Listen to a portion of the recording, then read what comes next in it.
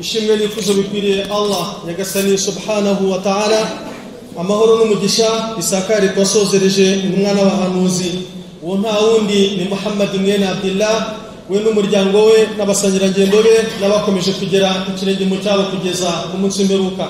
Turasaba Allah nyagasani subhanahu wa ta'ala, Allah we ukidutije ubuzima, Allah we wadushoboje guhurira muri uyu musigiti kuri iyi saha aho tuganira ku isomo rya tafsir ya Qur'ani. Allah we mu by'ukuri uzanadushoboza kuguma kuganira kuri iri somo igihe cyose insha Allah ta'ala.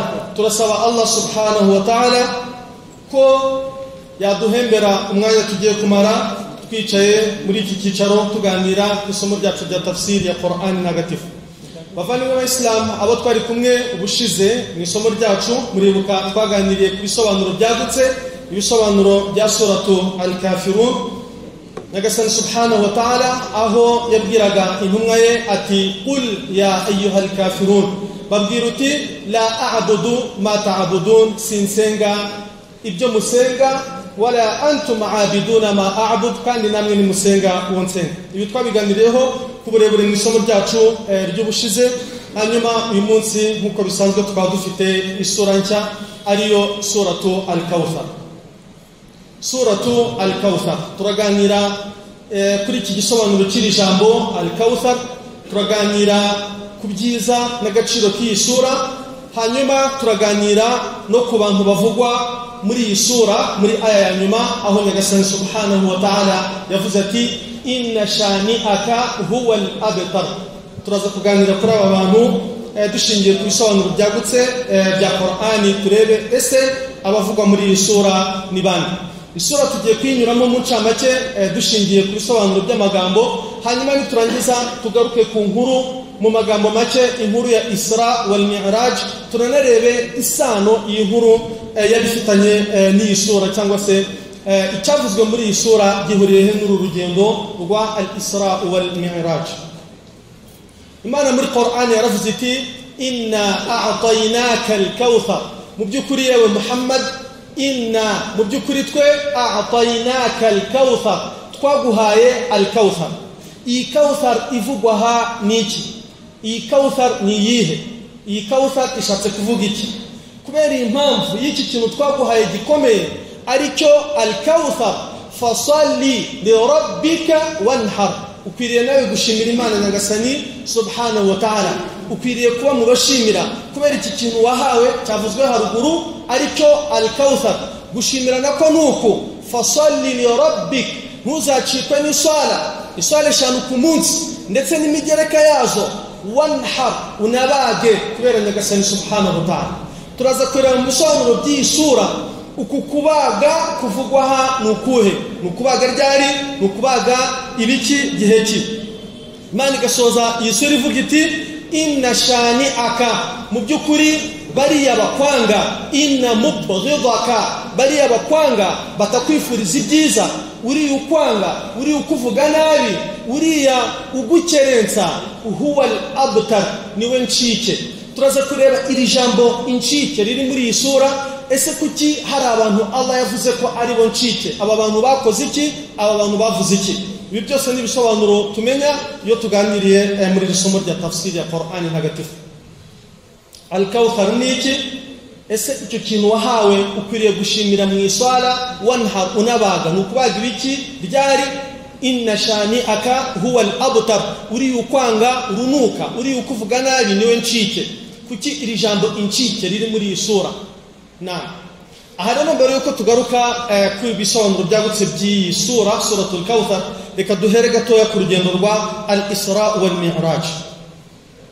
Mu ntangiriro y'Ubuislamu tumaze kubibona mu masura menshi, intumwa y'Imana Muhammad sallallahu alayhi wa sallam ubwo yigishaga idini ya Islam, twabonye ko abakuraishi n'abahakanyi b'Imaka batashimishijwe n'Ubuislamu, ntibigeze bashimishwa n'Ubuislamu, ndetse banafashe umwanya wo kuburwanya, bafata umwanya wo kubwamagana. Ibi byatumye intumwa y'Imana Muhammad sallallahu alayhi wa sallam iva i Maka ijya gukorera ibwirizabutumwa mu mujyi wa Taif. murabyibuka ibi nabyo twabiganiriyeho ubwo intumwa y'Imana yageraga muri Taif yagerageje kwigisha ubuyisilamu nabwo ntago byakunze yahamaze iminsi mike nyuma igaruka Imaka rero hari ikintu cyitwa kwikerensa gukomeye kwikerensa mu magambo kwikerensa mu mvugo no kwikerensa mu bikorwa ariko unibuke intumwa y'Imana Muhammad sallallahu alayhi wasallam aha ni mu ntangiriro z'ubutumwa Allah rero yashakaga ko intumwa Muhammad sallallahu alayhi wasallam ubutumwa igiye gutangira kwigisha bw'idini ya Islam ibyo igiye kuzabwira abantu mu idini ya Islam icyambere muri byo ijuru icyakabiri muri byo umuriro Allah subhanahu wa ta'ala yashatse ko intumwa y'Imana izavuga ibi bintu ntiyabibonye ikabivuga ntiyabihagazeho twa hano tuvuga ijuru tuba turivuga dushingiye ku makuru twahawe na Nyagasani subhanahu wa ta'ala ariko Allah yashatse ko intumwa y'Imana nivuga ijuru irivuga yaranaribonye intumwa y'Imana yavuga umuriro ikawuvuga yaranaweretswe yaranawubonye ni muri urwo rwego rero Allah subhanahu wa ta'ala yateguye urugendo rw'intumwa Muhammad sallallahu alayhi wasallam urugendo ruzwi nka Isra wal Mi'raj Isra intumwa y'Imana aho yari ikiri Maka nyuma gato y'urugendo rwa Taif intumwa y'Imana yakoze urugendo iri kumwe na Malaika Jibril ku nyamaswa yitwa Burak ni inyamaswa ndendeho gato ku ndogobe ariko ikaba idafite uburebure bugesheje ku ngamiya iciye bugufi y'umweru yirukanka cyane iyo nyamaswa bayita Burak intumwa y'Imana Muhammad sallallahu alayhi wasallam yakoze urugendo ni nyamaswa cyangwa se ni farasi ya Burak ruva Imaka ku musigiti w'Imaka rwerekeza i Yerusalemu kuri Masjidul Aqsa ku musigiti wa Yerusalemu urwo rugendo barwitaga al-Isra rwitwa al-Isra kubera ko rwabaye mu ijoro intumwa y'Imana rero igihe yari Imaka urumva Nyagasani ategura urugendo hari abanze kuyemera hari abagishidikanya hanyuma harangije hikubitamo n'urwo rugendo mu by'ukuri urugendo rwabaye mu ijoro rimwe intumwa y'Imana nyuma ya salatul isha kugeza mu rukerera urwo rugendo rwari rwarangiye ikintu nanone cyatangije impaka nshya mu batarayemeraga mu mujyi wa Maka intumwa y'Imana rero urwo rugendo yararukoze igeze i Yerusalemu hari ibyahabaye tutari buvugeho nonaha intumwa y'Imana ihabwa urundi rugendo nanone imaze kuva i Yerusalemu yerekeza mu ijuru kwerekwa buri kimwe kugira ngo igihagarareho nivuga ikintu izakivuge nk'iyakibonye hari n'igihe ibi twazabibona mu bisobanuro by'andi masura ko Allah subhanahu wa ta'ala yagiye yereka intumwa ibintu bitandukanye n'iby'abandi bemeramana babona cyangwa se babonye kugira ngo intumwa zihagarare ku byo zabonye hari ahandi dushobora kuzabisanga wenda ku yindi ntumwa mu bisobanuro byacu bya tafsiri aha rero igihari gikomeye n'iki intumwa y'Imana imaze guhabwa uru rugendo rwerekezwa mu ijuru yajyanye na Malaika Jibril ijuru rirarinzwe ijuru rifite amageti rifite inzira zo kwinjiriramo aho Jibril ageze agasobanura bakamubaza bati ninde muri kumwe akavuga ati ndi kumwe na Muhammad abamareka barabizi urugendo bararuzi gahunda imeze itya mukomeze bagakomeza mu byo intumwa y'Imana sallallahu alayhi wasallam yeretswe mu ijuru muri urwo rugendo tugiye kunyuramo twihuta icyambere uru rugendo Allah subhanahu wa ta'ala yaruvuze muri Qur'ani Imana yaravuze iti subhanalladhi asra bi'abdihi laylan min al-masjid al-haram ila al-masjid al-aqsa alladhi barakna hawlahu linuriyahu min ayatina yini mpamvu y'uru rugendo Imana iti subhanalladhi asra wayumbishije al-isra ubutagatifu nubwa Allah subhanahu wa ta'ala we wahaye urugendo rwe intumwa ye asra bi'abdihi we wahaye urugendo rwe wahaye intumwa ye urugendo laylan rwo mwijoro min al-masjid al-haram yini surati al-isra urugendo ruva ku musigiti w'Imaka ari wo masjid al-haram ila al-masjid al-aqsa rujya ku musigiti wa gatatu ukomeye mu dini ya Islam musigiti wa mbere n'umusigiti w'Imaka musigiti wa kabiri n'umusigiti w'Madina musigiti wa gatatu n'umusigiti uvuga muri iyi sura ila al-masjid al-aqsa alladhi barakna hawlahu umusigiti mutagatifu mu by'ukuri wa Yerusalemu impamvu y'uru rugendo ni iyihe linuriyahu min ayatina kugira ngo iyi ntumwa tuyereke ibitangaza tuyereke ibimenyetso, tuyereke buri kimwe igikivuga ntiyagihagazeho. Intumwa y'Imana rero sallallahu alayhi wasallam, ikintu cya mbere muri uru rugendo yeretswe al-malak Jibril, umumarayika Jibril bihayatihi al-haqiqiyya, mu ishusho ye. Yari kumwe na marayika Jibril mu ishusho ye uko Allah subhanahu wa ta'ala yamuremye. Icya kabiri, intumwa y'Imana Muhammad sallallahu alayhi wasallam yabonye cyangwa se yeretswe gikomeye kiri muri uru rugendo ni inyamaswa ifite umuvuduko udasanzwe yitwa Burak. Iyi nyamaswa ya Burak nanone dusomye hadith tugarutse ku ntumwa y'Imana Muhammad sallallahu alayhi wasallam, intumwa y'Imana yavuze ko inyamaswa yakozeho yakoranye nayo uru rugendo cyangwa se yagiyeho muri uru rugendo ari inyamaswa yitwa Burak. Hanyuma icya gatatu nanone, intumwa y'Imana sallallahu alayhi wasallam yeretswe muri uru rugendo gikomeye, yeretswe intumwa n'abahanuzi mu majuru atandukanye. Ra'a Rasulullah sallallahu alayhi wasallam al-anbiya, intumwa y'Imana yeretswe intumwa cyangwa se yasuye intumwa, yageze aho intumwa zayibanjirije ziri, zimwe muri zo mu rugendo nyine mu gice cya kabiri cy'urugendo cyavaga Yerusalemu, intumwa y'Imana ijya mu ijuru. ففي السماء الأولى نجور الجامبري رأى آدم عليه السلام، نمغي إيمانا ينيوز قا آدم نجور الجامبري لنمو آدم لنا مسوزا. هانيما آدم تكوسن كتموزي هو أبو البشر، نيوه مبجي أبان وكموكه أكبريرو أتوي نجور الجامبري.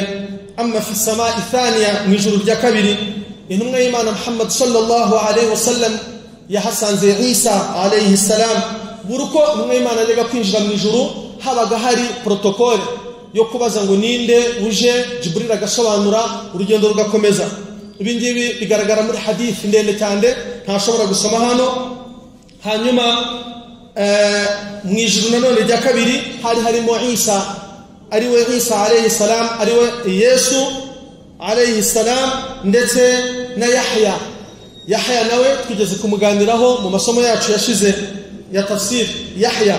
Hanyuma fi samaa thalitha, mu ijuru rya gatatu, intumwa y'Imana Muhammad sallallahu alayhi wasallam yahasanze Yusuf alayhi salam, nawe dushobora kuzaganiraho mu bisobanuro bya Qur'an kuko Qur'an yamugarutseho kenshi. Wa amma fi samaa rabi'a, mu ijuru rya kane, intumwa y'Imana yahasanze Idris alayhi salam, nawe dushobora kuzamuganiraho mu masomo azaza aho tuzamusanga ku burebure muri Qur'an Allah yaramuganiriyeho. وفي السماء الخامسة نجور جاكتانو إنما إيمان صلى الله عليه وسلم يحسن هارون عليه السلام مفاندمي وموسى ويهارون نيوتزا مغانيره كوكو أمتيكا ينمتيكا يا موسى بفتنسان وركومي. وفي السماء السادسة نجور جاكتاندتو رأى كليم الله إنما إيمان يرتكي وفقني ننجسن سبحانه وتعالى إنبنا مبنا كفقنا الله فقا نوكا سوريزا نوكا فقا الله كسوريزا. Musa alayhi salam n'ufite iripete n'ufite icyubahiro cyo kuba kalimullah, wavugishije nyagasani subhanahu wa ta'ala, akavuga Allah gasubiza, Allah kavuga Musa gasubiza. Murabyibuka ibi nabyo dushobora kuzabiganiraho mu bisobanuro bya Qur'an mu masura ari imbere. Ubwo Musa alayhi salam yari ku musozi wa Sinai, Allah akamubonekera, igihuru kikakamo umuriro, Musa akajyayo agiye kureba, yahagera akabonekerwa na nyagasani subhanahu wa ta'ala mu buryo atamubonye, ariko cyari ikimenyetso cyo kugira ngo avugane nawe. Allah amuha ubutumwa, baraganira, nyagasani subhanahu wa ta'ala amubwira ati ndi Allah nawe uri intumwa yanjye Musa, hari n'ikindi kintu mushakira, ugomba gusubira kwa Farao ukajya kumwigisha akamenya ko ari umuntu atari Imana, kandi akanarekura Abayisiraheli yagize imbata bagasubira mu gihugu cyabo, bagasubira ku butaka bwabo. Ubwo bwari ubutumwa bukomeye bwa Musa alayhi salam. Musa aravuga ati nisubira kwa Farao, kandi uranabyibuka ko navuyeyo ngiranye ibibazo nabo, navuyeyo nishe umuntu, iyo nkuru tuzayiganiraho ku burebure mu masomo yayo. Ninsubira kwa Farao mfite ubwoba ko atazanyemera nk'intumwa, ahubwo azamfata nk'umuntu ugarukanye ubweshkoro bwo kwirinda kubera icyaha yahakoze. Imana iramubwira iti ariko icyambere ngiye kuguha ibitangaza bizatuma ugaragara nk'udasanzwe ku buryo bazakubona mu ishusho inyuranije nuko baguheruka. Ibaza iki kiganiro Musa ari kugikorana na nyagasani, nta marayika Jibril uhari, nta wundi muntu uhari uri hagati. Izindi ntumwa zavuganaga na Allah binyuze kuri marayika w'ubutumwa ariwe Jibril, niwe messenger hagati y'intumwa na Allah subhanahu wa ta'ala. Ariko iki kiganiro Musa alayhi salam ari kugikorana na Allah live, nta wundi muntu urimo hagati. Imana iti rero cyambere uraba ufite ibimenyetso bitangaza bituma nawe yemera ko uko uhasubiye bitandukanye nuko wahavuye. Musa ati nibihe? Imana iti wama atilka biyaminika ya Musa, fiti inkoni. Iyo nkoni ni inkoni y'igitangaza, uyikomereho. Iyo nkoni izagukorera ibitangaza bizatuma Farao abona ko utandukanye nuko guheruka. Icyakabiri, ufate ikiganza cyawe ugishire mu kwaha, numara kugishira mu kwaha takhruju bayda, kizajya gisohoka gicanye kurusha itoroshi, kurusha urumuri. Ibyo bizaba ari ibimenyetso bibiri bikomeye, ibindi byo kuba warahavuye ushwanye nawe udishe n'umuntu ubindekere. Uyu ni Musa. Ibi byatumye ahabwa iri pete ryo kuba Karimullah, uvugana na Nyagasani subhanahu wa ta'ala, nta musemuzi, nta n'indi messenger ibayeho hagati ye nawe. Intumwa y'Imana sallallahu alayhi wa sallam yamusanze mu ijuru rya gatandatu. Amma fi sabi'a, no mu ijuru rya karindwi, intumwa y'Imana Muhammad sallallahu alayhi wa sallam ihasanga abul anbiya, umubyeyi w'intumwa n'abahanuzi ariwe Ibrahim alayhi salam.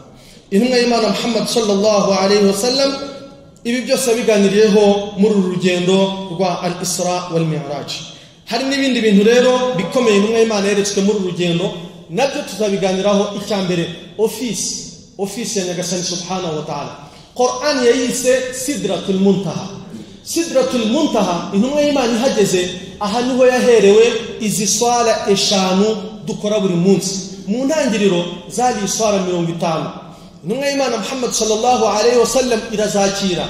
Igeze kwa Musa alayhi salam, Musa arayibaza ati upfunyikiwe iki, uhawe iki, impamvu hawe ni yihe? Kuko yarabizi ko utahura na Nyagasani subhanahu wa ta'ala ngo ugaruke imbokoboko. Intumwa y'Imana amubwira iti mpawe iswala 50. Musa aramubwira ati rero kamugira inama, je nari mfite abayisirayeli bari bafite ingufu kurusha ummataka, kurusha abantu bawe. Iswala nari mfite zari zarabananiye kandi ninke mu byukuri, iswala 3. None urumva iswala 50 bizagukundira. Subirayo ubwire Allah azigabanye. Intumwa y'Imana Muhammad sallallahu alayhi wa sallam izi swala irazigabanyisha kugira ngo zigere ku bushobozi bwacu. Hasigara iswala eshanu. Iswala eshanu nazo Musa yarazifitiye amakenga ugereranyije n'iswala 3 zananiwe abayisirayeli. Musa we yifuzaga nk'iswala 2, avuga ati baramutse babahaye nka subuhi na laishayi n'abanebwe nta kibazo bazagira. Intumwa y'Imana iravuga iti mu byukuri mfite isoni mu byukuri zo gusubira kwa Nyagasani subhanahu wa ta'ala ngo nsabe n'iswala 5. Nanjye nawe ndi kugaragaza ko ntacyo nzaba maze mu byukuri. Iswala 5 reka nzireke uko zimeze. Nyagasani subhanahu wa ta'ala agira intumwa y'Imana ati iswala ndazoroheje, zibaye iswala mu byukuri 5, ariko uzazikora ari 5 azandikirwa iswala 50. Aha rero ibingibi byose byabereye Sidratul Muntaha kuri office ya Nyagasani subhanahu wa ta'ala. Ikindi intumwa y'Imana yabonye yeretswe mu ijuru, ari nacyo cyatumye tugaruka kuri iri somo, ru'yat naharul Kawthar. Intumwa y'Imana yeretswe umugezi udasanzwe. Uwo mugezi niwo naharul Kawthar, ni umugezi wa al-Kawthar. Intumwa y'Imana Muhammad sallallahu alayhi wa sallam yeretswe uyu mugezi. وقد رأى رسول الله صلى الله عليه وسلم هذا النهر. Intumwa y'Imana yeretswe umugezi ufite izina rya al-Kawthar.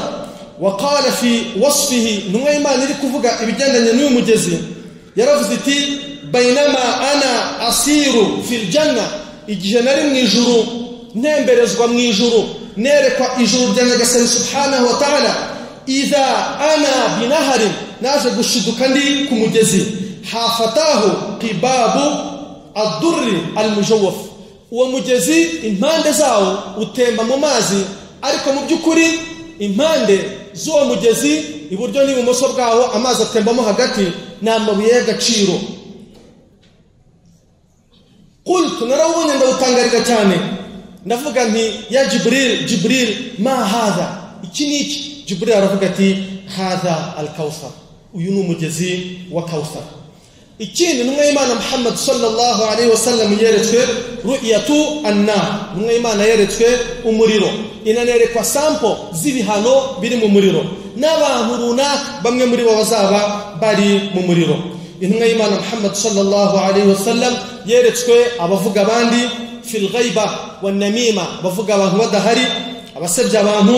Intumwa y'Imana Muhammad sallallahu alaihi wasallam yeretswe abarya riba. Intumwa y'Imana Muhammad sallallahu alaihi wasallam yeretswe abavuga ibyo badakora, n'izindi samples nyinshi ziri muri urugendo. Intumwa y'Imana Muhammad sallallahu alaihi wasallam yeretswe muri urugendo rwa al-Isra wal Mi'raj.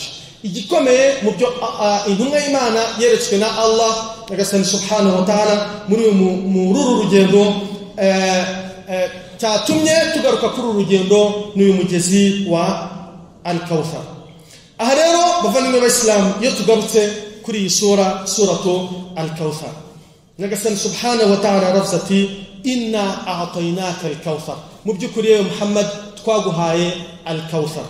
Iyi sura yamanukiye i Madina, iyi sura imanukira i Madina, ariko waqila makiya, hari n'abavuze ko ari sura y'Imaka.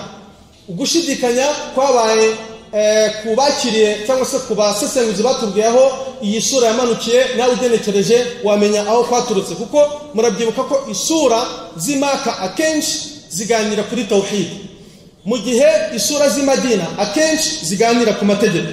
Aha rero nyagasani subhanahu wa ta'ala muri iyi sura yaravuze ati inna a'tainaka al-Kawthar, mu by'ukuri yewe Muhammad twaguhaye al-Kawthar. An Anas ibn Malik radiyallahu ta'ala anhu, hadith yaturutse kwa Anas ibn Malik, Imana mwishimire, aratubwira ati intumwa y'Imana igihe kimwe rafa'a ra'sahu mubtasiman, yeguye umutwe mu buryo butunguranye, iramwenyura cyane, iranishima. Imaze kwishima iraseka. Faqalu, abasangirangendo bawe barayibaza bati lima dhahakt, intumwa y'Imana usetse iki? Faqala Rasulullah sallallahu alayhi wasallam, intumwa y'Imana iravuga iti innahu unzilat alayya anifan sura, hari sura nahishuriwe mu masaha yashize, ndi gusubira mu byiza byayo nkishima. Wibuke ko intumwa y'Imana yari izi al-Kawthar. Malaika Jibril alayhi salam yayeretse ananayisobanurira iby'uyu mugezi al-Kawthar, ariko ntiyari yarabwiwe ko uyu mugezi ari uwayo. Noneho hano muri iyi sura nibwo nyagasani subhanahu wa ta'ala yabwiye ati inna a'tainaka al-Kawthar, wa mugezi wa al-Kawthar usanzwe uwuzi niki bivuze. Wa mugezi intumwa y'Imana yeretswe muri rwa rugendo, wa mugezi intumwa y'Imana yatangariye, ikabaza Jibril alayhi salam iti ma hadha, iki niki? Jibril agasubiza ati hadha al-Kawthar, uyu ni umugezi wa Kawthar. Iyi sura nyagasani subhanahu wa ta'ala abwira intumwa ati inna a'tainaka al-Kawthar, mu by'ukuri yewe Muhammad twaguhaye uyu mugezi wa Kawthar. Al-Kawthar rero intumwa y'Imana irababwira iti unzilat ilayya sura, hari sura yamanukiye mu masaha yashize cyangwa mu kanya kashize. Nyagasani subhanahu wa ta'ala aravuga ati inna a'tainaka al-Kawthar fasalli li rabbika wanhar inna shani'aka huwa al-Kawthar huwa al-abtar. Intumwa y'Imana irababaza iti hal tadruna mal Kawthar, ese iki kintu Imana ivuze muri iyi sura yampaye aricyo al-Kawthar mwe musanzwe mukize? Qalu, baravuga bati Allahu wa rasuluhu a'lam, Imana n'intumwa yayo nibo bakize. Qal, intumwa y'Imana iravuga iti huwa naharun, ni umugezi a'tanihu rabbi, nyagasani subhanahu wa ta'ala anyeguriye cyangwa ampaye fil janna, mu ijuru. Alayhi khayrun kathir, uyu mugezi ufite ibyiza byinshi. Taridu alayhi ummati yawm al-qiyamah, ku munsi w'imperuka n'abemeramana bazawugeraho. Umma wanjye abayisilamu uyu mugezi bazawugeraho, bazaba bafite amatsiko yo kubona iki cyiza gikomeye intumwa y'Imana yahawe. Uyu mugezi bazawugeraho, aniyatu bazanawunywa, uzaba ufite ibyombo, ibikoresho byo kunywa kuri uyu mugezi bi'adadil kawakib, bifite umubare ungana n'inyenyeri zaremwe na nyagasani subhanahu wa ta'ala. Yahtaliju al-'abdu minhum, hari abazajya begera uwo mugezi basubizweyo ubwira bati mwemwe mwigeyo nimwegere al-Kawthar. Intumwa y'Imana igira agahinda cyane, ivuga iti ya Rabbi, Imana nyagasani, innahu min ummati, uyu muntu uri gusubizwa inyuma ku mugezi wa al-Kawthar ari mu bantu banjye, ari mu bayisilamu, ari mu bari baranyemeye. Aha twakurikira neza twumve bavandimwe b'Islam. Faqir, intumwa y'Imana bayisubiza bati nubwo wowe umukeka mu bantu bawe mu bayisilamu, innaka la tadri ma ahdathu ba'dak, ntabwo uzi ibyo aba bantu bakoze nyuma yawe. Nibyo ahari nta kibazo hamutwaye, ariko umugezi ntabwo ari buwugereho. Bavandimwe b'Islam, dusabe Allah subhanahu wa ta'ala kudushoboza gukora bizadushoboza kunywa kuri umugezi wa Kawthar.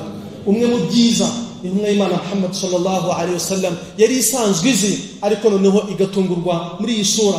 Allah yibwiye ati wa mugezi wa Al-Kawthar uri mu byo wahawe. Aha rero inna a'tainaka al-Kawthar ni umugezi uri mu ijuru. Uyu mugezi intumwa y'Imana Muhammad sallallahu alaihi wasallam yaranaweretswe. Aha mu yindi hadith nanone ya Anas ibn Malik yakomeje avuga ibyiza by'umugezi. قال رسول الله صلى الله عليه وسلم إنما إيمان محمد صلى الله عليه وسلم يا رفزتي أعطيت الكوثر نهاوى مجزوى الكوثر فإذا هو نهر يجري نمجز تيمبا ولم يشق شقا فإذا حافتاه قباب اللؤلؤ. ويمجزي utemba wubakiye utemba mu gitembo cya diyama. Ntabwo ari umugezi wacukuye ngo winjire mu butaka, ni umugezi utemba hejuru, ariko noneho usasiwe cyangwa se utegewe ku mpande inkuta zutemberamo lu'lu za diyama. Hanyuma ikindi fadarabtu biyadi fi turbatihi, nakoze ku mubiri w'uwo mugezi cyangwa se waziriya nkuta zuriya mugezi. Fa idha misfuhu dhafira, impumuro y'ikiganza cyanjye yakomeje kumvikana cyangwa se nakomeje kumva umwanya munini impumuro ya miski y'umuhumuro dhafira. Fa idha husahu al-lu'lu, utubuye twatubuye n'imicanga ibiri mu mugezi lu'lu nazo ni diyama. Bavandimwe b'Islam, iki ni ikintu gikomeye cyane intumwa y'Imana Muhammad sallallahu alaihi wasallam yahawe.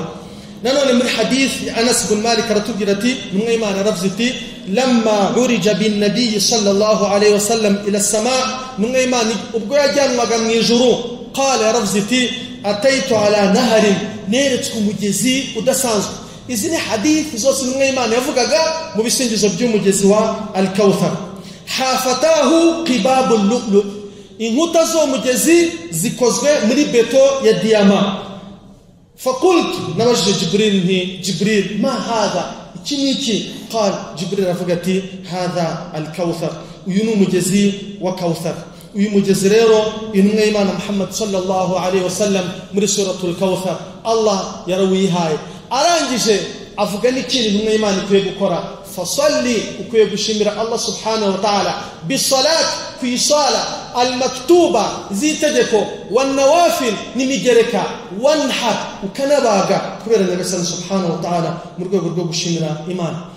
حديث زغاني ركوري مجزوى الكوثر من إيمان يهاوي تقاسماغا نينش ذاكرنا أنس بن مالك أريكو هرنا حديث ياكرنا عائشة رضي الله تعالى عنها. عائشة رضي الله تعالى عنها مقرن من إيمان رتوجرتي أكوانا نينوا بمرا الكوثر نهر في الجنة.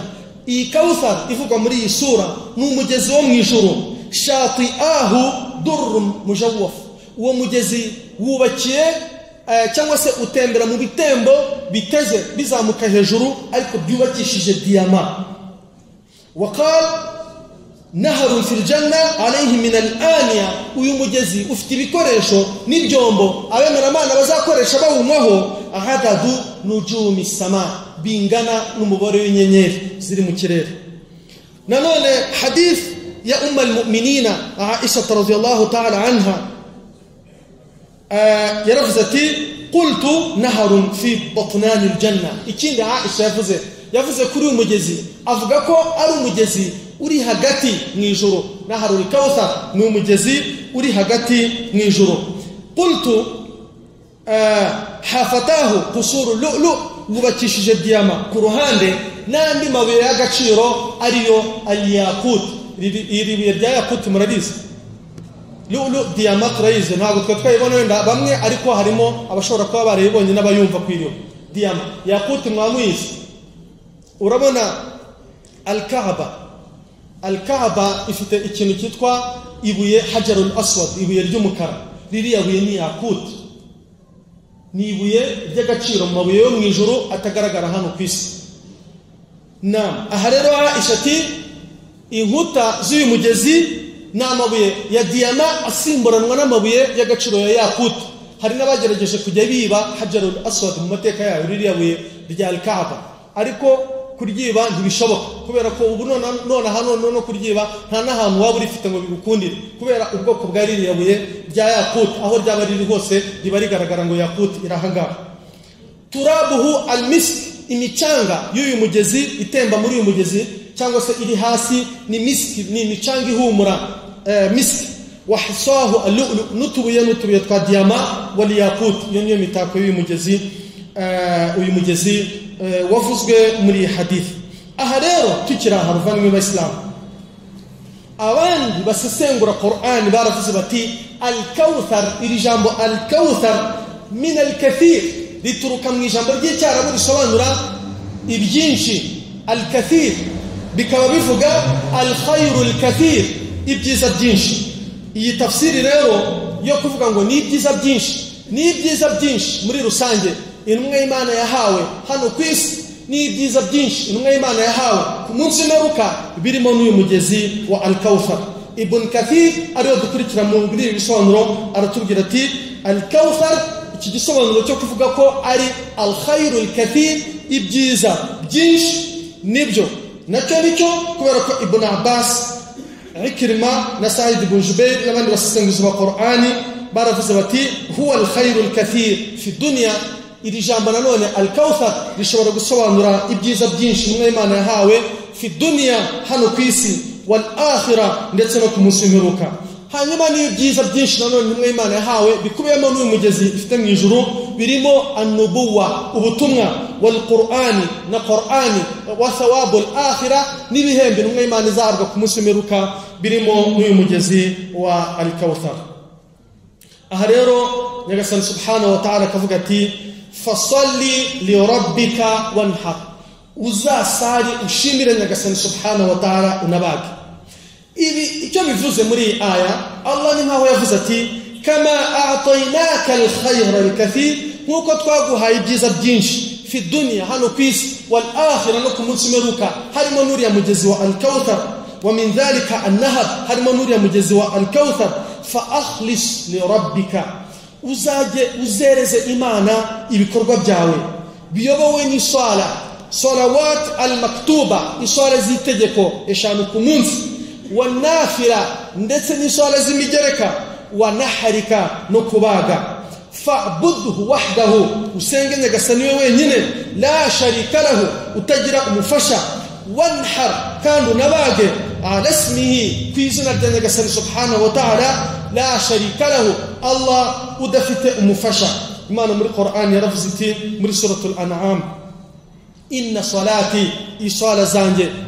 Niyo mpamvu Imana yavuze iti fasalli, aho ni intumwa Imana ivuga ku rurimi rw'intumwa yayo iti inna salati, mu by'ukuri isala zanjye, wa nusuki, no kubaga. Ariko noneho iyi nusuki ivugwa aha ni nayo iriya an-nahar ivugwa muri iyi sura, ni ukubaga mu gihe cy'umutambagiro mutagatifu, ni ukubaga mu gihe cy'irayidi yo kubaga, ari nayo yivugwa aha muri iyi sura.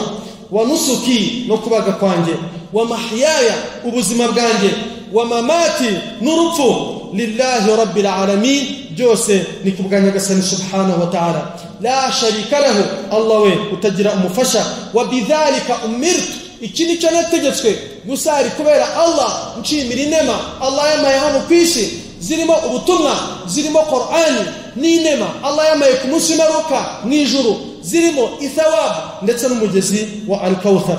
Wa bidhalika umirtu, kandi ukugushimira niko nategetswe. Wa ana awwalul muslimin, kandi muri umma yanjye nk'abandi wa mbere mu Bayisilamu, muri umma yanjye nk'abandi wa mbere mu Bayisilamu, ariko muri rusange muri umma zose akaba atari njye wa mbere mu Bayisilamu. Aha rero twese tuzi neza ko mu mutambagiro mutagatifu bavandimwe b'Abayisilamu, Allah subhanahu wa ta'ala muri iyi aya mu ncamake ni nkaho Allah yavuze ati fasalli li rabbika, ujusari wanhar, unakore hija. Urumva hija Allah Nyagasani subhanahu wa ta'ala ntiyayivuze muri iyi sura yose nka hija, ariko yavuze igikorwa kirimo mu bikorwa bikomeye mu mutambagiro mutagatifu, ari byo kubaga, an-nusuk, kubaga. Aha rero an-nahar fi nusuk, kubaga mu mutambagiro mutagatifu. Aha rero ni nabwo bavandimwe b'Islamu tumenya uburyo umutambagiro mutagatifu ari igikorwa gikomeye cyo gushimira Imana Nyagasani subhanahu wa ta'ala. Icyambere umuntu aragenda agakora umutambagiro mutagatifu ku munsi w'irayidi yo kubaga abemera Imana cyangwa se aba baragiye Maka bafite umutambagiro mutagatifu nka barahisemo wenda icyo bita atamatu nibwo babaga ku munsi w'irayidi. Aha rero Nyagasani subhanahu wa ta'ala yaravuze ati fasalli li rabbik, ujusari mu buzima busanzwe, wanhar kandi unabage kubera Nyagasani subhanahu wa ta'ala. Hanyuma ikindi iri jambo an-nahru nuko nugukinja ariko noneho ingamiya. Twese tuziko mu bitambo bitangwa mu mutambagiro mutagatifu harimo ihene n'intama, hakabamo inka ariko hakabamo n'ingamiya. Kubaga bisanzwe amatungo asanzwe nukubaga ariko ingamiya ni an-nahr. Iri jambo an-nahr ingamiya ntabwo ikinjwa nkuko ihene zikinjwa, ahubwo bitewe n'ubunini bwayo n'ingufu zayo hari ahantu isogotwa habugenewe, igasogotwa n'umuntu bimenyereye. Iryo jambo icyo gikorwa cyo gusogota ahantu ingamiya nicyo cyitwa an-nahr. Amaraso agahita ava nkuko no ku matungo asanzwe bikorwa. Ariko wibuke impamvu n'umwe Imana iri gutegekwa ibi bikorwa bibiri, harimo iswara eshanu z'itegeko n'imigereka yazo, ndetse no kubaga cyangwa se gukinja kubera Allah subhanahu wa ta'ala, ni gushimira Allah kubera ibyiza byinshi n'umwe Imana yahawe na Nyagasani subhanahu wa ta'ala. Hano kwisi birimo Qur'ani, birimo an-nubuwa, ubutumwa gutoranywa akagirwa intumwa, hakanabamo ndetse ni thawabu nyinshi n'umwe Imana izahabwa ku munsi w'imperuka zirimo n'uyu mugezi wa al-Kawthar. Aha rero bavandimwe b'Islamu ikindi kintu dukwiye kumenya ku isobanuro ry'isura inna shani'aka. Hanyuma bariya bakwanga, bariya bagufitiye urwango, bariya bakuvuga nabi, uri ukuvuga nabi, huwa al-abtar, niwe ncike. Inna shani'aka, uri ugenda ugukerensa, huwa al-abtar, niwe ncike.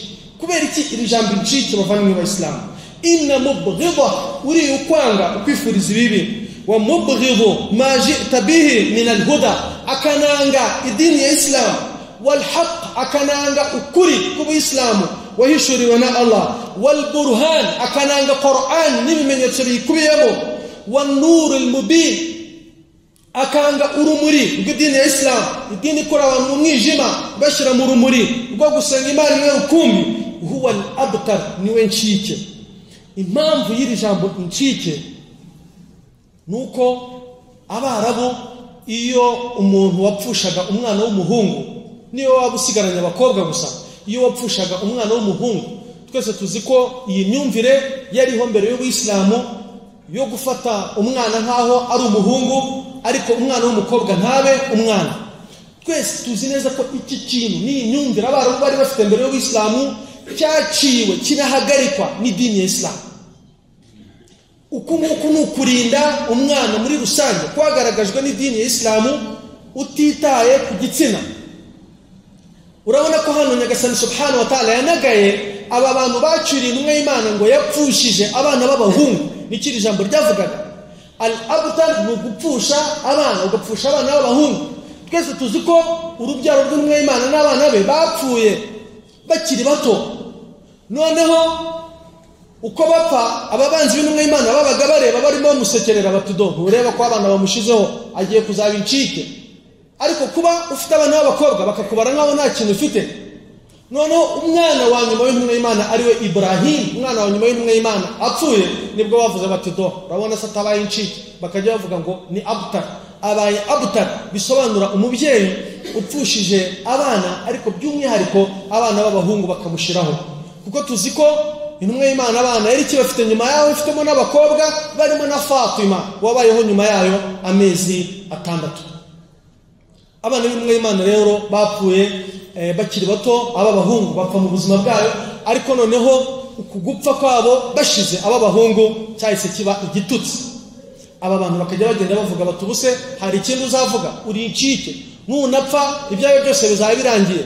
Noneho icyo babaga banagamije gikomeye ni idini uri kwigisha, n'upfa nyuma yawe ntawe uzayikomeza.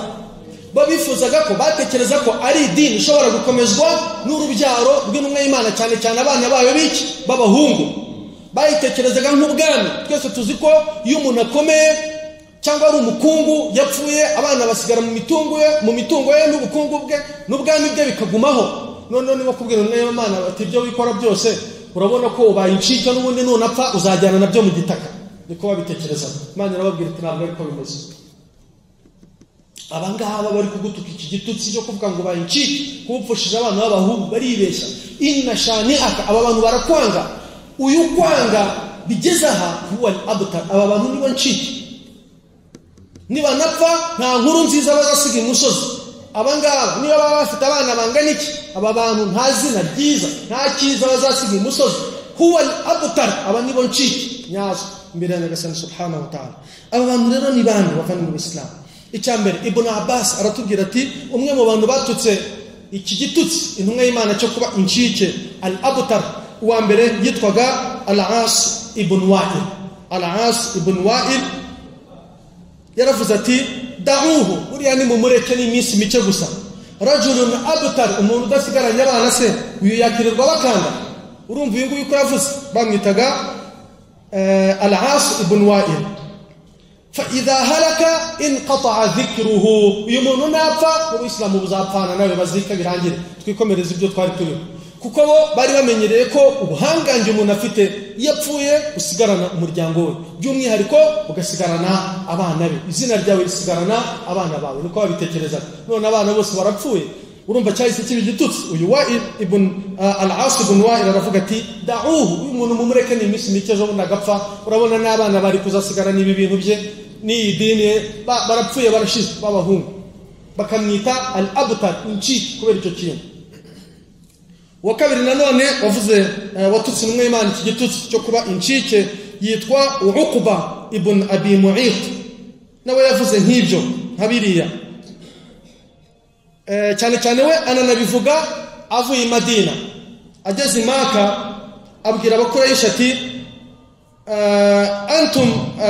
anta sayyiduhum ala tara ila hadha al-munsabir al-munbatir. Ati ntabwo reba wa muntu wari umaze iminsi adusakurisha abana barapfuye bamushyiraho nta kintu asigaranye. Yazumu annahu khayrun minna, yajyaga avuga ngo ni mwiza kuri twe, ngafite idini ngafite iki. Uyu uri kuvuga ibi yitwa Uqba ibn Abi Mu'ayt. Wa nahnu ahlul hajij, yabaga ari kwibesha twe hano Maka dufasha abahaji, ariko wibuke n'abahe bahaji bazenguruka kubigirwamana kuri al-Kaaba, kuko umurongo wa hija nyayo wari warasizwe na Ibrahim aba bantu bari barawutakaje. Hija nyayo igaruwe n'idini ya Islam nkuko yahoze ku gihe cya Ismail cyo kuzenguruka cyo gukora tawaf, kuko al-Kaaba yubaka niyo yari impamvu litaifin, yari injira bakora tawaf. Uyu Uqba ati nitwe uyu turamuruta, twe dufasha abahaji wa ahlu astadana, tukaba dufite buri kimwe, wasiqaya, tukanaha abahaji amazi. Umuco wo guha abahaji amazi abajya i Maka n'ubu murawuzi, wo guha abahaji amazi. Faqal antum khayrun minhum. Rero uyu muntu abwira abakoresha ati nimugakomeze kumutinya muramuruta, arimo abahumuriza babwira ati ni umuntu w'incike. Ikindi nanone mu bavuze iki gitutsi bakagituka intumwa y'Imana gikomeye ni umuntu tuzi twaganiriyeho mu ihe sura tabbat yada abi lahabin wa tab. Uyu nawe iki gitutsi yagisamiye hejuru. Abu Lahab nawe avuga intumwa y'Imana ati we yaravuze intumwa y'Imana ipfushije umwana wa nyuma yakoresheje ikintu kimeze nk'ibirori. Abantu bamubaza bati ko wishimye bimeze bite, akavuga ati batira Muhammad yabaye incike al-layla, iri joro birarangiye, umwana we wa nyuma arapfuye w'umuhungu khalas. Urumva uyu muri byishimo yari afite Abu Lahab. Noneho undi nanone mu bavuze iki gitutsi uwagitutse umwe y'Imana yitwa Abu Jahal. Abu Jahal nawe dushobora kuzamuganiraho nitugera ku masura cyangwa imirongo yamuvuze by'umwihariko ari bigambiriye. Aba bantu bose rero Nyagasani subhanahu wa ta'ala yabahereye igisubizo hamwe. Aba bantu bose Allah subhanahu wa ta'ala yabahereye igisubizo hamwe. Aravuga ati inna shani'aka, aba bakwanga gutya, aba bakwifuriza ibibi, aba batagukunda yewe Muhammad, aba bakureba nabi, yabu huwa al-abtar, aba bantu nibo ncike.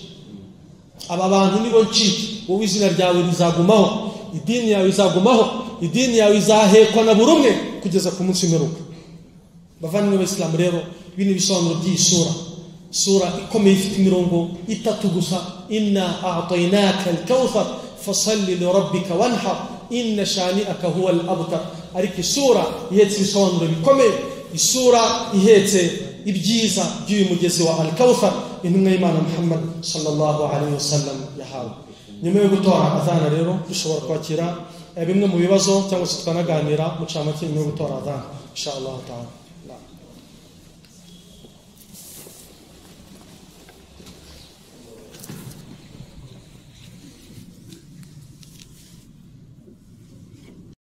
abantu bari hano bakoresha WhatsApp bamanika tukareba. Tuzafungura urubuga rwa WhatsApp tuzajya tubarizaho bimwe mu bibazo cyangwa se tukaba dushobora gushyiraho na zimwe muri dalil. Hani igihe umuntu aba yibagiwe nk'ikintu ashaka kugira ngo akibuke wenda cyangwa tutumwibutse. Hari n'igihe wenda banagize nk'ibibazo by'akazi, wenda n'urugero hari nk'umuntu wenda wari bwice gahunda yisanzwe azi ko hari isomo wenda akabimenya mbere nk'ubushize. Murabibona muto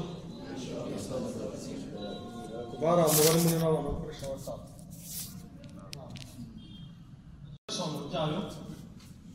Incamake nuko intumwa y'Imana yahawe urugendo mu ijuru, ikerekwa bimwe mu byiza by'ijuru, ikanerekwamo umugezi wa al-Kawthar. Igihe kikagera igatungurwa no kubona Allah subhanahu wa ta'ala ibwira ko uwo mugezi uri mu byiza intumwa y'Imana yahawe. Kandi mwibuke ko nanone muri hadith twabonye intumwa y'Imana ntiyahawe uwo mugezi wo wonyine ngo yonyine ngo iwunywe wonyine yonyine, ahubwo ni umugezi abemera Imana aba ummati Muhammad sallallahu alaihi wasallam. Iyo mvuze ummati Muhammad murabazi ni abayisilamu. Ummati Muhammad ni abantu bose bariho nyuma y'intumwa y'Imana. Uwo ari we wese uriho nyuma gutangirana n'intumwa y'Imana, abariho bose abayisilamu n'abatari bo bitwa ummati Muhammad sallallahu alaihi wasallam. Ariko noneho abayisilamu muri ummati Muhammad bazanywa kuri umugezi, kandi nabwo twabonye ko hari andi manota azarebwa, kuko hari abazajya bawegera babwira bati mwe mwitonze mujye mugenda mumwe ibisanzwe al-Kawthar mwe muyihore. Murabyibuka ibyo ngibyo. Nanone twabonye ko intumwa y'Imana kubera ibyiza yahawe birimo n'uyu mugezi, Allah yahaye itegeko ryo gushimira Allah subhanahu wa ta'ala, ayibwira ati ujye usari swala zose n'imigereka unabage. Cyane cyane ukubaga kuvugwa aha ni ukubaga ko mu mutambagiro mutagatifu, kuko ni ukubaga kuri structured Allah yashyizeho mu buryo buzwi ngo igihe iki n'icyo umuntu arabaga. Naho kubaga bisanzwe, kubaga ari nk'inadiri ufite, kubaga ari nko gushimira Imana, ibyo ni ibikorwa bisanzwe. Ariko Allah hano yafakasingaga ku mategeko. Kubaga biri muri hijab kuko birategetswe, n'iswara nazo zirategetswe. Ibyo ni ibintu nubikora uzaba uri gushimira Imana kuri ibi byiza wahawe hano ku isi ndetse no ku munsi w'imperuka. Hanyuma bari abantu bagukerensa ubihorera. Hari n'ikindi gisobanuro ushobora kungukamo hano. Bari abantu bagutuka bagukerensa ntacyo wahombye, kuko Allah yamaze kukugororera. Ufite ibyiza hano ku isi no ku munsi w'imperuka biruta ibitutsi bagutuka, kandi igitutsi bagutuka nibo cyo. Icyo nicyo gisobanuro cyisura mu cyane. Twakira ibibazo bikirana. Tfadda katore kuri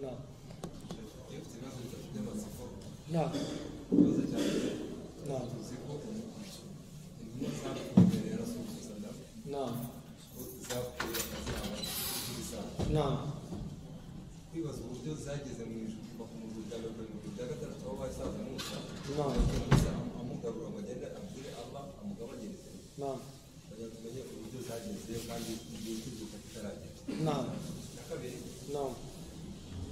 Allah ajya Isra wal Miraj intumwa y'Imana sallallahu alaihi wasallam yagiye ageze hariya Sidratul Muntaha kuri iriya ofisi ya Allah. Rero byose numva ko afite uburyo yasumuje bose n'uburyo yamusubije ibiganiro bagiranye. Aho turajya tumenye na tahiyatu. Atahiyatu ni sura hizi. Na tahiyatu. Tahiyatu iriya dhikri ni min adhkar zikomeye cyane intumwa y'Imana Muhammad sallallahu alaihi wasallam yayihawe muri urwo rugendo rwa Sidratul Muntaha, aho itari ifite uburyo nayo iri busuhuzemo Allah subhanahu wa ta'ala. Nibwo yahawe atahiyatu. التحيات لله الزكيات والطيبات لله. نعم abantu bazakumirwa bo muri ummati Muhammad kuri Kawthar nibayimwe hari impamvu yatuje kugira ngo tubyirinde natwe tuzere ko tuzayinywa. iki nicyo cyakomera kubera ko muri hadith nta gihari ariko nta kirimo ariko twebwe icyo dukwiye harimo ijambo ihdath ma ahdathu iri jambo muhdathat rirazwi ko ari ibihimbano ni ukuvuga ngo abantu nyuma yawe bakoze ibinyuranije n'ibyo wabigishije abantu nyuma yawe wari waraciye habo bacaha bahimba ibyabo banyura mu byabo wowe urabatekereza nk'abantu bawe ariko bari bararangiye mu by'ukuri ni ukuvuga ngo icyo dukwiye gusaba Allah subhanahu wa ta'ala ni ukuguma ku idini y'Ubuislamu nk'uko twayigishijwe n'intumwa y'Imana Muhammad sallallahu alayhi wa sallam, nk'uko abasangirangendo b'intumwa y'Imana bize ku ntumwa y'Imana bari bayiriho. Mwimerere w'Ubuislamu ni ukubugumaho nk'uko bimeze. Hanyuma iyo tugarutse kuri kiriya kibazo cy'ibintu intumwa y'Imana Muhammad sallallahu alayhi wa sallam yeretswe birimo n'intumwa z'Imana zapfuye imbere yayo ziri mu ijuru, kiriya ni ikintu gito kuri Nyagasani subhanahu wa ta'ala. Kubera kuba twarahishuriwe ko intumwa zapfuye ziri mu ijuru, niko dukwiye kubyemera. Ni nako kuri Allah wenyine niwe uzi ukuntu izo ntumwa ziri mu ijuru, ni nawe uzi ngo guhera ryari kugeza ryari, ni nawe uzi ngo ziri mu ijuru mu buhe buryo. Ibyo byose biri mu bumenyi bwa Nyagasani subhanahu wa ta'ala. Naho ibyo intumwa y'Imana yeretswe kubiri mu muriro, kubari mu muriro wa Jahannam n'ibyo bakoze, ziriya nazo ni samples. Nta gitangaza kirimo kuri Nyagasani subhanahu wa ta'ala kuba yakwereka intumwa yayo ibintu byari ibintu bigamije kugira ngo intumwa y'Imana ibibone, ihagarare ku ijuru irebe imiterere yaryo, inahagarare ku muriro irebe n'imiterere yaryo. Nigisha abantu umuriro bizawubigisha iwuzi yawuhagazeho yarawubonye, ninabigisha ijuru bigishe icyo izi kandi yahagazeho. Aha rero no dukwiriye guhagararira kuri ibi bisobanuro, nta n'ikindi kintu dushobora kudevelopaho kinyuranije n'icyo twigishijwe n'intumwa y'Imana Muhammad sallallahu alaihi wasallam. Tafadhal.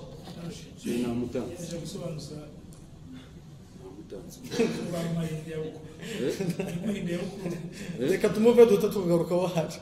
Reka mbanzije. Reka haje abanze. Tafadhal. Ndio haki. Bismillah salatu wassalamu ala rasulillah. Ndio ndabaza kuri ririya ya Sheikh bavuze ko Yakut byavuye ko tugiye ko hano nta bisi ntari hari. As-sahih kuri ririya buye riri muri kuri al-Kaaba ryavuye mu ijuru. As-sahih ririya buye rya al-Kaaba ryavuye mu ijuru, ntabwo ari kibuye bateruye mu ntuza mu misozi hari Maka ngo baterekemo. As-sahih ririya buye ryavuye mu ijuru ku gihe cya Ibrahim alayhi salam, riguma kubaho ribungwabungwa kuriya, ndetse riri kumwe na al-Kaaba igihe cyose. Hari n'igihe ryajyaga ryibwa rikagaruka. Ibyo ngibyo abazigasira bashobora kuzabisangamo ku burebure, ariko as-sahih Hajarul Aswad yavuye mu ijuru ku gihe cya Ibrahim alayhi salam. Tubonye amasengesho atanu. Shakoze ikibazo abandi babyumukiyemo n'umoko yaza.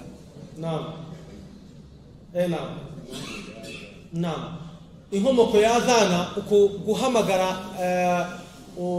mu isala, inkomoko yayo cyangwa se wahyi no guhishurirwa kwa adhana ni umusangirangendo Bilal ibn Rabah. Bilal ibn Rabah yarose adhana uko imeze. Umusangirangendo w'intumwa y'Imana Muhammad sallallahu alaihi wasallam arazarotorera intumwa y'Imana ati narose kukuntu tuza mu kwisara mu kajagari, narose igihe kigera ndabyuka magarara ahantu ndavuga nti reka mpamagara abantu baze basenge. Intumwa y'Imana iti warose, aravuga ati narose amagambo ya naya. Intumwa y'Imana iti niko bimeze. Guhera none aha iyo ngiyo ni adhana, Abayisilamu bajye baza ari uko umaze kubahamagara muri ayo magambo. Iyo niyo nkomoko ya adhana. Bilal ibn Rabah radiyallahu ta'ala anhu ra'a fil manam, yeretswe mu nzozi atora adhana, aza kuza kurotorera intumwa y'Imana ibyo yarose, ariko intumwa y'Imana ari wahyi yamaze kwakira ko adhana ikwiye kubaho muri iyo format. Urumva Bilal ayitangira nk'akazi muri ubwo buryo kugeza n'iki gihe. Bilal yari umwirabura w'umuhabasha muri Habasha mu bihugu bya Ethiopia.